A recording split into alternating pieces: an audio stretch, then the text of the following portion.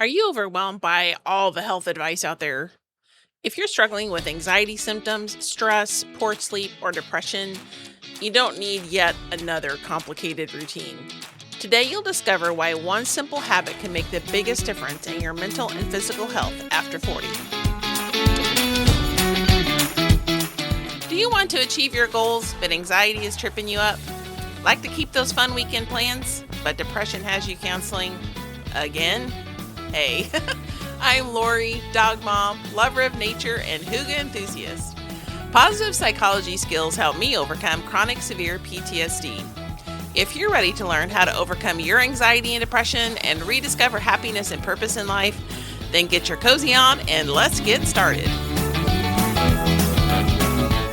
Welcome back to Practical Solutions for PTSD. Really glad that you're here today. I have a special guest on board, and I'm going to get into that in just a minute. But before I go there, I want to ask you a question.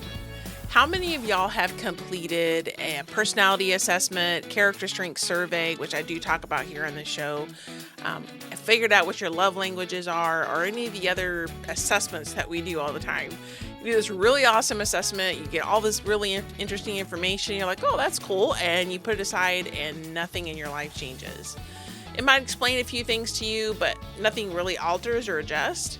What I do with my coaching, with my one-on-one breakthrough coaching, is I come alongside you and help you figure out the now what after those assessments. So we take those assessments and figure out how we can use them to help you develop your own superpowers in overcoming the challenges in your life. It can also help uncover some of the pitfalls that you have fallen into, because when we overdo those strengths and lean too heavily on those personality traits, it can lead to pitfalls, and which can lead to burnout and lead to depression and anxiety, isolation, all these things that we talk about on the show. Sometimes it's just those strengths that are overdone or used in the wrong context. So what I do with my coaching is I come alongside you, help you identify those pitfalls, draw some boundaries around them, and then turn those strengths into something that will sustain you and support you and energize you, as opposed to draining your energy and exhausting you. So we help you to thrive using those strengths instead of just barely surviving. If this is something you'd be interested in, go to practicalsolutions4ptsd.com/breakthrough, schedule your 60-minute session with me, and we can sit down and start working with that and creating a plan for you and how you can use your strengths to really help you, give you a leg up in your career, in managing the anxiety that you're dealing with the stressors of life, whatever it may be. We can customize those tools according to your personality and character strengths and operationalize all those assessments that you've been taking over the years. So again, if this is something you're interested in, go to practicalsolutions4ptsd.com/breakthrough and schedule your first session today. So I'm really excited to bring my guest on today. Her name is Jihane Farrell. She's a functional health coach, PhD, and former research scientist. So we've got all the creds here today to help us out. One of the things that is so important in overcoming any kind of trauma is to support your health in the process, because we're all one unit, body, mind, soul. It all works together and one impacts the other. And so having our health and taking care of our health is an important part of healing. And I found this to be true for myself. When I started taking care of my body, my mind began to heal. When I hit a block with my body and addressed the mind, my body began to heal. So it goes both directions. And I wanted to bring Jihane in today to be able to talk to us a little bit about some things that we can focus on, some priorities that we can focus on that can help us to heal and overcome trauma. And she specializes in people over 40 and how to address that and to be able to overcome some of those issues. And so sit back and listen to this amazing conversation and put the stuff into action and watch your life transform. I'm excited to have Jihane on our podcast today, and she has lots of scientific research behind her, but she's also bringing some practical tips on how to regain our health and fitness in our 40s and above, for those of you that are above, like me. But she's bringing some practical tips to the table and some easy to reach things. But before we get started, I want to give her an opportunity. So go ahead and introduce yourself to the crowd and let them know your background and what brings you here today. Awesome. Yeah, I'm so glad to be here with you, Lori. So my name is Jihane, and yes, you will hear an accent as much as I like to pretend it's not there. I know you guys can hear it. So I'm originally from France, so that's the accent that you can hear. And I came here in Canada. I still live in Canada now. I've been here over a decade now, and I came on a research contract originally. I had my PhD in France. I studied cellular biology, and at the time I was doing research, anti-cancer research. And then when I came here in Canada, I kept working on that. But then also had an opportunity to start working on a project that was related to anti-aging. And that really got me hooked to the science of, aging at the cellular level. I was doing research in a lab on that. And then I was the type of person who was a complete workaholic. I had no work life balance. Like that concept was completely foreign to me. and and it didn't end well for me. I ended up having going through a burnout at the time, not really knowing it was a burnout, but that's what happened. And then after that, I kind of had to rebuild from the ground up, did a little bit of soul searching because I was like in complete identity crisis. I'm like, who am I if I'm not doing this job? And I had no idea. I had to rediscover that. And slowly by slowly, I rebuilt and I got into a better place. And then I realized that maybe something I can contribute to is helping people with their health. And what I'm really passionate about is trying to help people better understand their biology, because I feel like we live our life as so like the blueprint for our life is so off the design, our biological design, our body, the way they're supposed to function and all of that. We kind of almost live, it's almost offensive in some ways, the way we live our life compared to how we are created. Uh-huh. And I really want to help people better understand that so they can feel good. I work with people in their 40s, and people in their 40s, I want to help them feel good, feel strong, get stronger, as opposed to, being on the decline as we get older. And where the part that I specialize in is helping people that lose that stubborn belly fat that maybe one day you woke up with and you don't know how it came and you can't get rid of it and what is going on. So that's what I do with my podcast and when I coach people. Well, thank you very much. And I like how you work with the design that God gave us instead of Mhm. against that and trying to lean into how we were created, which I do that a lot on the emotional side of it and character and personality, but you're doing this on a very physical side of it. And I love how you're leaning into our design and working with that instead of against it. Yeah, and I feel like sometimes we get in our 40s and like what I hear is, well, my body's not is kind of betraying me. I don't know. I've done this thing forever and now all of a sudden it's not working for me. What is happening? And so part of it is trying to bridge that gap and better understand ourselves. Yeah, I love that. So, a lot of the people in this audience, and myself included, you can feel overwhelmed with, oh, this is yet another thing I have to do, and I don't know how to do this. So, what is your approach in keeping this simple so that we can approach Mhm. our health and do it effectively without being overwhelmed with a lot of the details? That's a good question, Lori. But first of all, I want to remind people that, when you focus on something that is simple, it's going to allow you to be consistent with it. Because what I see sometimes is people wanting to adopt very elaborated routines. It was trendy for a while to have like a very complicated morning routine where you have a million steps and you gotta take 15 minutes for this and 15 minutes for that. And I don't know if the people listening to your podcast would necessarily be following a lot of people in the fitness world. But what I find sometimes is that it makes you feel like you're never doing enough. And the cold plunges and the morning routine and the this and the that. And like at some point, it feels overwhelming. And also, most people need to start much, much, much more smaller. And so simplicity, I love simplicity because it helps you to be consistent. And so the idea is to focus on one thing at a time, just one thing. And try to make it as repeatable as possible.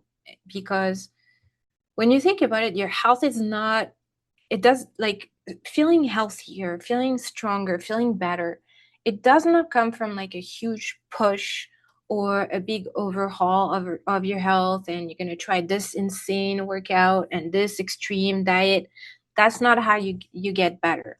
The way you get better is with the small thing that you do each and every day, knowing that it has a compounding effect.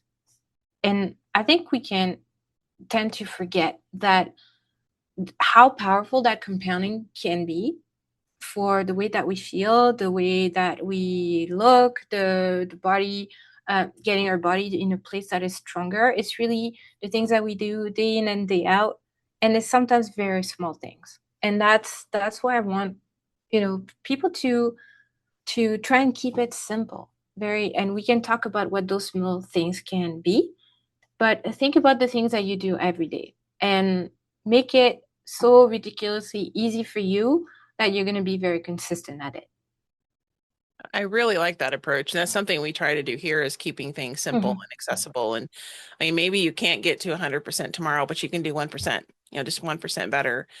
And also, when you study habit changes, a lot of times they tell you to make it stupid small, like so small, Hmm. it's almost ridiculous. But it's something that you could truly and realistically achieve, and not maybe doing a radical diet change, but maybe just, Exactly. no longer eating ice cream every night before bed. Like making one That's right. small change that is easy. So I would like you to dig into that and give some people some tangible things. What are some of those small things that they can do one step at a time to help them regain their health? Hmm. I like this example that you use. And when you said that, it reminded me, I used to be in a place where I was not very healthy. I had really bad habits. One of my issues was alcohol. I had an issue with alcohol. I was abusing it. I was not an emotional eater, but I was an emotional drinker. Like any emotion would, like, whether I was sad or happy, I would drink. So I had this issue. And when I first started to make some changes, well, first there's all the mindset, right? Like at some point you have to come to a place where you realize this is not the best for me. I actually want to change. And for a lot of people, like until you want to change, you're not going to change. Like you can't really force yourself to get there, right? But when I got to that place where I wanted to change, the very first small thing that I did is, if we were to go out with my coworkers, I used to work in an environment where like drinking was part of, that's what you do with your coworkers. So if we would go out for a lunch with my coworkers, I would order one drink. And at the second one, I'm like, no, I'm not going to go for second.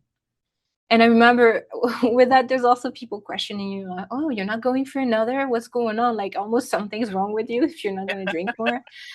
And I said I am trying to make better choices for myself, and that's how I started. Like I didn't decide to like quit drinking altogether all at once. It works for some people, the for some people it's better to go cold turkey and not even try to moderate. But for me, it was just cutting down from two to one. And like you said, it's like it could be for someone, you're gonna try to not eat the ice cream every day. Maybe you're gonna try and be, I'll allow myself to have ice cream on the weekends, but I'm gonna cut it out for the weeknights. So really it can be as small as this.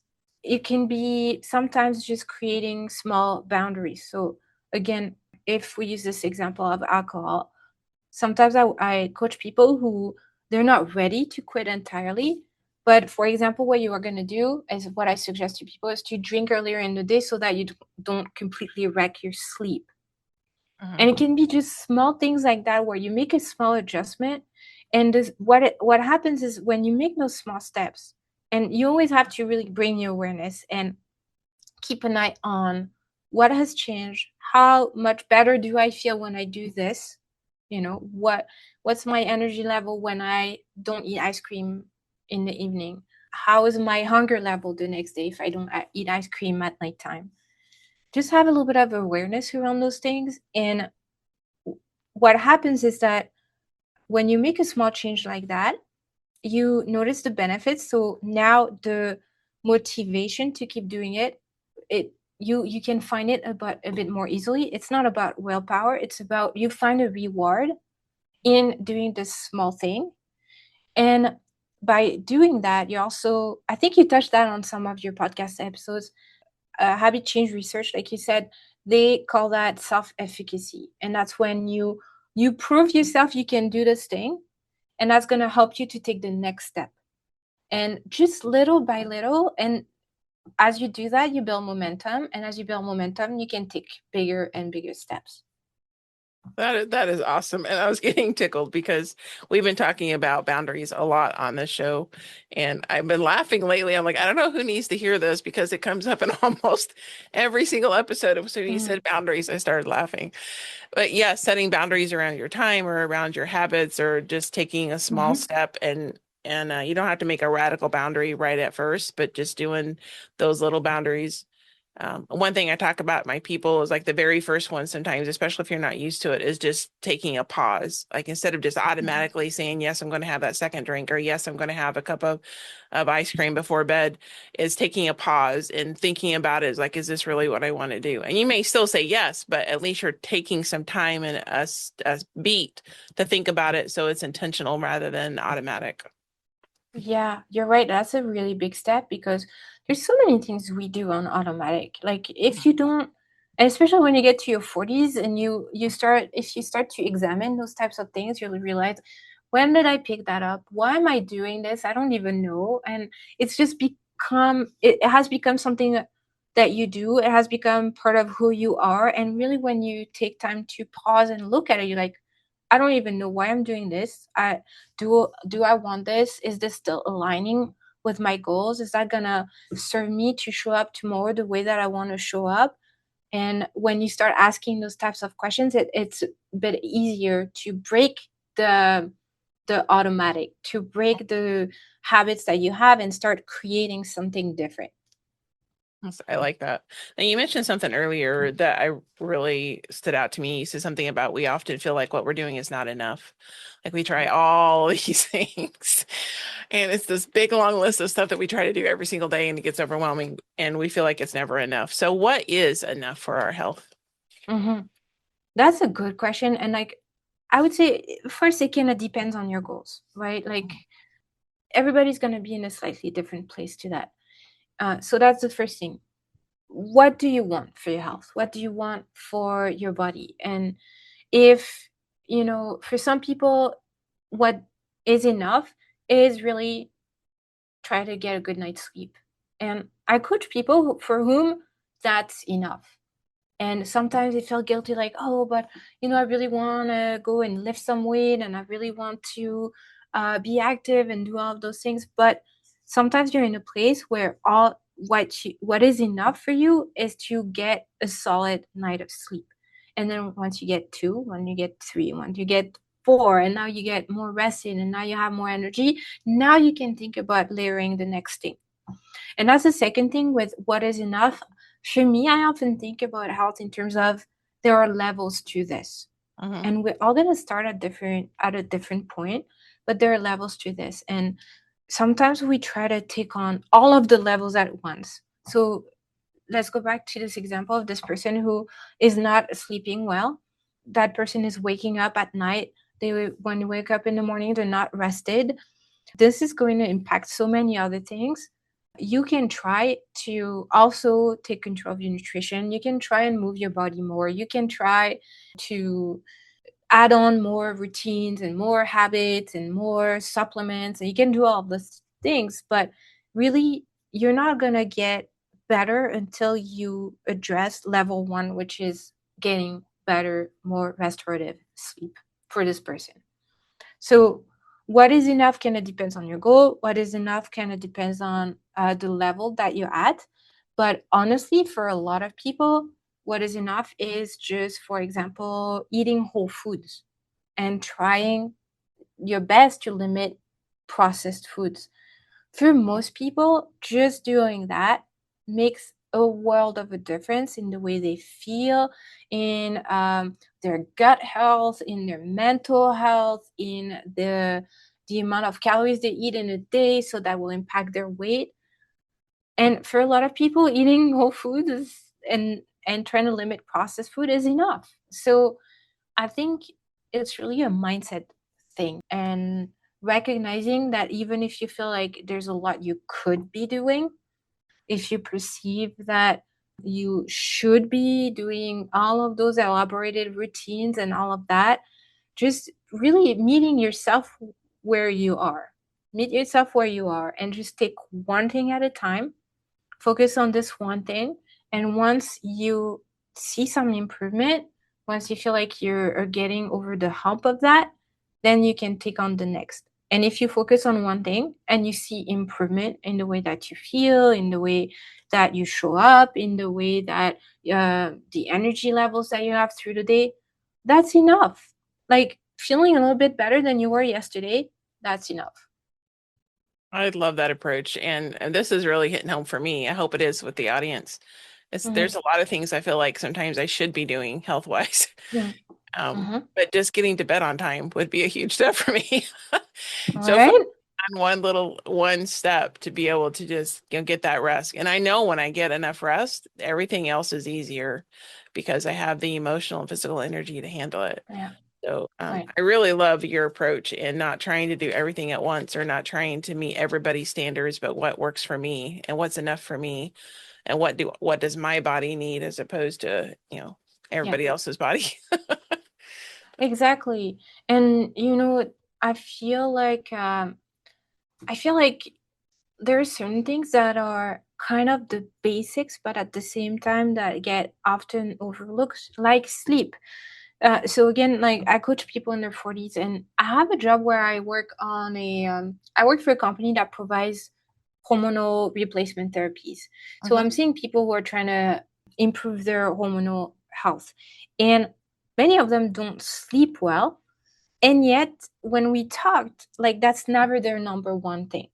They want to lose weight, or they want to perform better at the gym, or whatever it may be, from case to case.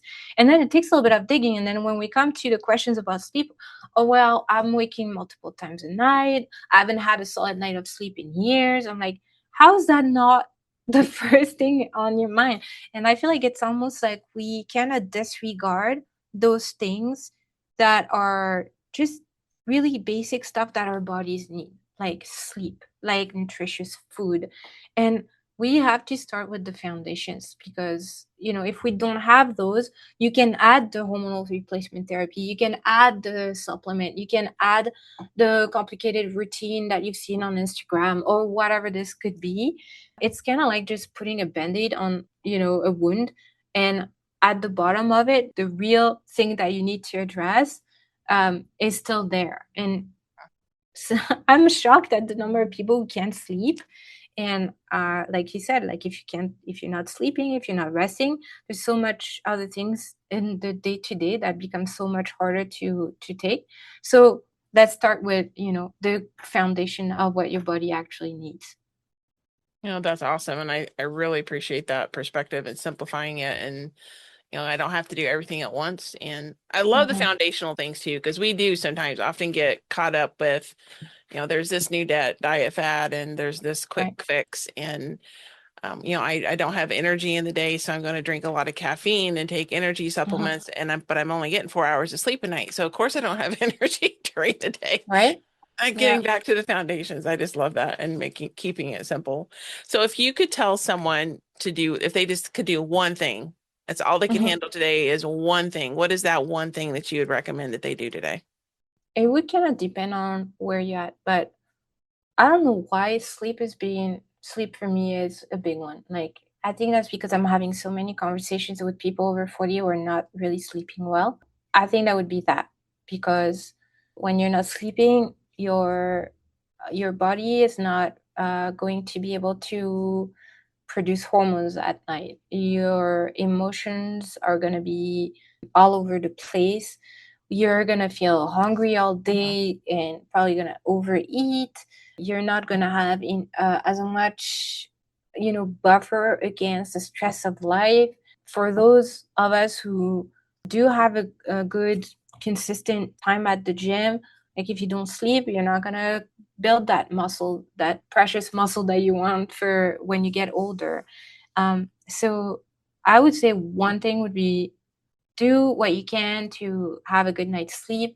And I feel like something that maybe we have forgotten is you probably have seen little kids how complicated it can be to get them to go to bed. Like you have to have a bit of a routine. There's got to be the bath and the soothing music or the dimmer lights and so on. And it's not because we get older that things change on that level. It there is uh, an art to creating a nighttime routine that's going to be conducive of sleep and to put your brain to rest and prepare your body to go to sleep. And in our current, world and society, it's all about stimulation and it's all about those bright lights and being really kind of bombarded with stuff in the evening, maybe um, trying to go out and for some people drinking alcohol in the evening and all of those things. And we go to bed. I'm like, why am I not able to go to sleep? I'm like, well, that's because my friend, you don't have much of an evening routine. And yeah, I think that is probably more important than most people realize. That is fantastic advice. So the one thing we can take away from this is making sure that to get the proper sleep, we need to start working on our evening routine. So one step at a time, building that into something that can help you Mhm. be able to relax and get a good night's sleep and getting to bed on time. So thank you so much for being here. I really appreciate it. Before we wrap up, I want to give you an opportunity to tell people where to find you and what you can do for them before you wrap this up. Yeah, thanks for having me, Lori. And I would love if people could, or if any of what I said resonated with them, they can come and listen to my podcast, Lose Belly Fat After 40. It's called Lose Belly Fat After 40. And that's where I try to help people better understand their body. And I'm helping people create those healthy habits that are going to produce lasting results. And hopefully they find some good tips in there. And they can always get in touch with me by email or join my free Facebook group community. It's also called Lose Belly Fat After 40, so that's going to be super easy to find, and would love to support them there. Well, thank you so much. I appreciate it. And all the links that she's mentioned will be located in the show notes below, so you can find those. And thanks so much for being here, and I look forward to future collaboration. So do I. If you would like help in learning how to maximize your strengths, be sure to reach out to practicalsolutionsforptsd.com/breakthrough and schedule your first 60-minute one-on-one coaching session today. Hey, my friend, I hope you enjoyed today's episode. If so, would you please take 30 seconds and share it with someone you know who may be struggling with depression and anxiety? Also, would you please leave a quick review for the show? Knowing how this podcast is helping you fills my heart with so much joy, and it motivates me for future episodes. For now, it's time for Sam and I to head outside to enjoy some sunshine and fresh air. We'll see you back here on Tuesdays and Thursdays for more great episodes.